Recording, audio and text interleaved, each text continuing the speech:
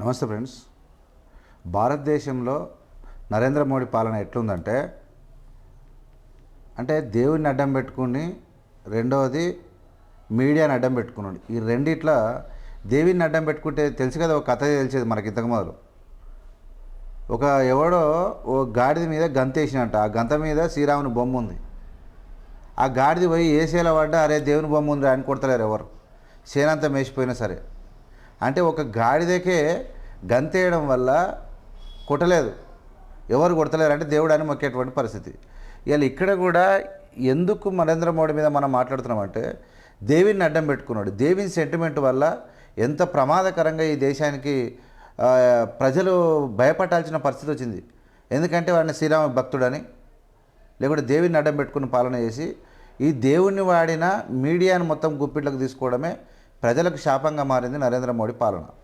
ఎంత డేంజరస్గా పాలన చేస్తారంటే, ఒకసారి మనం చూస్తే పర్ క్యాపిటల్ ఇన్కమ్ ఉంటుంది. అంటే భారతదేశంలో ఉన్నటువంటి డబ్బంతా మెత్తి ఒకరొకరిని నెత్తికింతేస్తే ఎంత అంటే $2,818 ఏంటి, $1 ఈజ్వల్ టు 90 అంటే ఆల్మోస్ట్ 2,918 అంటే ఒక 2,500 సంవత్సరానికి. భారతదేశంలో ఉన్నటువంటి ఒక మనిషికి ఇన్కమ్ ఎంత? నెలకు 2,500. నీ పాలనలో ఎంత దౌర్భాగ్యమైంది ఈ దేశం చూసుకో మోడీ. నీ పర్ క్యాపిటల్ ఇన్కమ్ మొదలు పెడితే దేశంలో మొత్తం ఆర్థిక దాంట్లో మంది ఎక్కువ ఉన్నాం కాబట్టి ఎక్కువ కనబడవచ్చు, కానీ ఆ డబ్బును విభజిస్తే ఇలా పరిస్థితి ఏంటంటే ఒకరికి 2,600 కన్నా ఎక్కువ లేదు నెల జీతం. ఇది నీ పాలన. రెండోది, ప్రపంచ దేశాల్లో ఒకటి నేను రాసుకొని చూసిన ఇక్కడ, ప్రపంచ దేశంలో 191 దేశాలతోని కొన్ని చూసుకున్నాం. మన ర్యాంకింగ్ ఎంత? మన పర్ క్యాపిటల్ ఇన్కమ్ అంటే మన ర్యాంకు 144 ర్యాంకు. ఇక దీనికి మించిన దౌర్భాగ్యం ఇంకోటి లేదు. ఇక సరే, దేశ ప్రజలు నరేంద్ర మోడీ పాలన ఎట్లా ఉన్నారంటే, అన్ని దేశాల ప్రజల యొక్క చూస్తే సంతోషంలో ప్రజలు ఎట్లా ఉన్నారు ఈయన పాలన సంతోషం అంటే, సంతోషంలో 140వ ర్యాంకు మనది. 191 దేశాలలో మన ప్రజలు సంతోషంగా లేరని అర్థమవుతుంది. 140 ర్యాంక్ వచ్చింది నీకు. దాని తర్వాత ఆకలి కేకలలో చూస్తే ఆఫ్ఘనిస్తాన్, పాకిస్తాన్ తర్వాత ఉన్నది ఇది. అంటే ఎంత ఘోరంగా ఈ అయ్యగారి యొక్క దేవుడిని అడ్డం పెట్టుకొని, మీడియాని అడ్డం పెట్టుకొని పాలన చేసి భాయ్ ఆర్ బహనో మేరా పరివార జనో హిందూ వాసియో అనుకుంటా చేసేటువంటి కార్యక్రమం. ఇందులో ఆకలి కేకల్లో 116 అంటే దానికి మించింది లేదు. మరి ఈయన ఏ పని లేక ఏం చేస్తున్నాడంటే, ఏం చేయాలని అర్థం కాక మహాత్మా గాంధీని పేరు తీసేస్తే ఏం చేయాలంటే ఎట్లా కూలగొట్టాలనే ఆలోచనతోనే ఉన్నాడు. పనికి ఆహార పథకం మీద మన్మోహన్ సింగ్ గారు తెచ్చినటువంటి మహాత్మా గాంధీ గారి పేరు పెడితే దా పేరును తొలగించేటువంటి కార్యక్రమంలో ఎందుకు చేస్తున్నాడు ఇవన్నీ? ఏం పని లేకుంటే ఏదో ఒకటి చేయాలి కదా, ఈ పని చేస్తూ ఉన్నాడు. ఏం పని లేకుండా ఈ పని చేస్తూ ఉన్నాడు. తర్వాత ఈ దేశంలో 12 మంది ప్రధానమంత్రులు కలిసి ఈ దేశానికి చేసిన అప్పు ఎంత అంటే 55 కోట్లు, 55 లక్షల కోట్లు. ఈయన ఒక్కరే, ఈయన పెద్ద మంచి ఎన్నిట్లలో 65 సంవత్సరాల చరిత్రలో ఈయన చేసింది ఎంత? ఈయన ఒక్కడే అంటే 145 కోట్లు, అంటే ఆల్మోస్ట్ 200 లక్షల కోట్లు. ఇలా 145 లక్షల కోట్ల అప్పు తీసుకొచ్చి పెట్టిండు. ఇది ఈయన పరిస్థితి. ఈయన అప్పు ఎంత చేసి, మరి అప్పు చేసి ఏమైనా చేసిండా అంటే ఏమి లేదు. అంటే పాలన నరేంద్ర మోడీది ఒక పనికి మాలిన చెత్త పాలన అని చెప్పడానికి ఇండిగో విమానం ఏంది పరిస్థితి?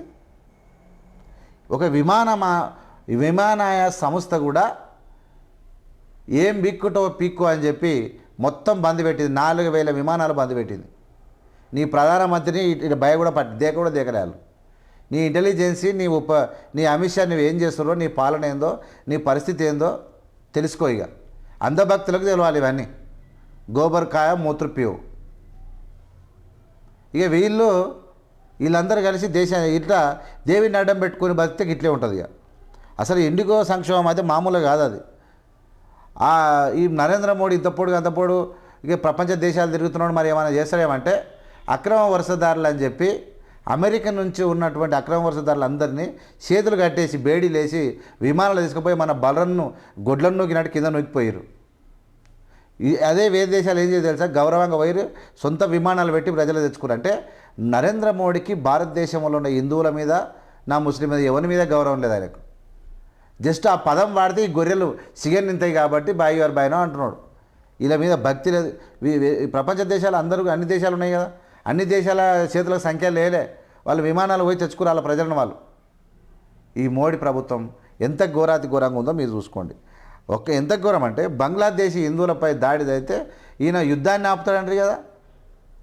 రష్యా ఉక్రెయిన్ యుద్ధాన్ని ఆపుతాన్నటువంటి నరేంద్ర మోడీ ఆపిందని చెప్పుకునే మీరు బంగ్లాదేశ్కి గీనే ఉండదుగా. ప్రపంచ దేశాల్లో ఈ భారతదేశం తర్వాత అత్యధిక హిందువులు ఉన్నటువంటి దేశం బంగ్లాదేశ్ అండ్ నేపాలే కదా, మన పక్క దేశమే కదా. మరి ఏం పొడిచిండి ఈయన? హిందువులను చంపేస్తే ఏం మాట్లాడండి ఈయన?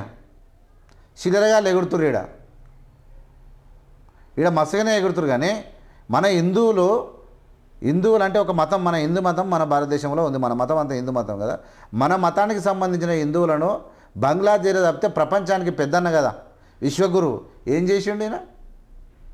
అంద భక్తో మూత్ర పీవో గోబర్ కావో. ఇది మొత్తం ఇది ఏమైంది? ఈ టోటల్ మొత్తం యూట్యూబ్లలో ఫేస్బుక్లలో ఇదే అల్చర్ అవుతుంది. ఇంకా ఇది తప్పేం లేదు. జై శ్రీరామ్, మన దేవుడు, మన భక్తుడు, దేవుని పేరు చెప్పాలి, నిండా ముంచాలి. నీకు ప్రేమేది?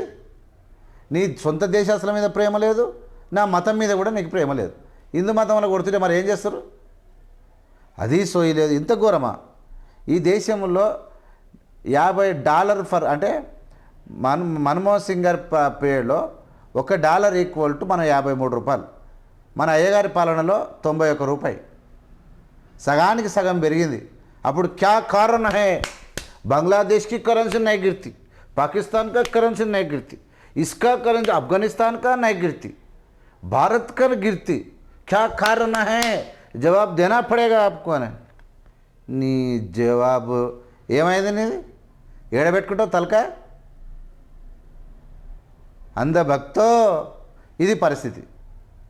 దేవిని అడ్డం పెట్టుకోవాలి, జై శ్రీరామ్ అనాలి, ఓట్లు దండుకోవాలి. ఏం పాడైంది దేశంలో? ఆకలి కేకలు.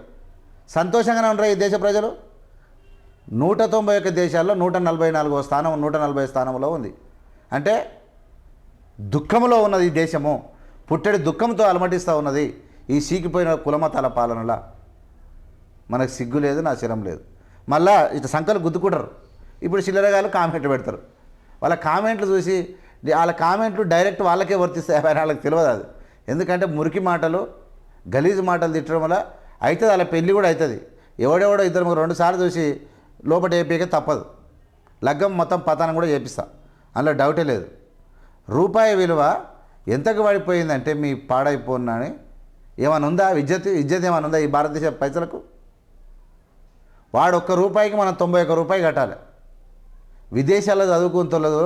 ఈ సుఖమైన ఈ కులమతాల పాలనతో ఉన్న దేశం లోపల విలువ లేక విదేశాల సస్తురు ఈ డబ్బులకు తల్లిదండ్రులు విద్య చదువుకునే పిల్లలు. ఏం పాడేరా ఇలాంట. ఈయన దేశాన్ని కాపాడుతాడు. పహల్గామ్ దాడి ఎందుకు జరిగింది?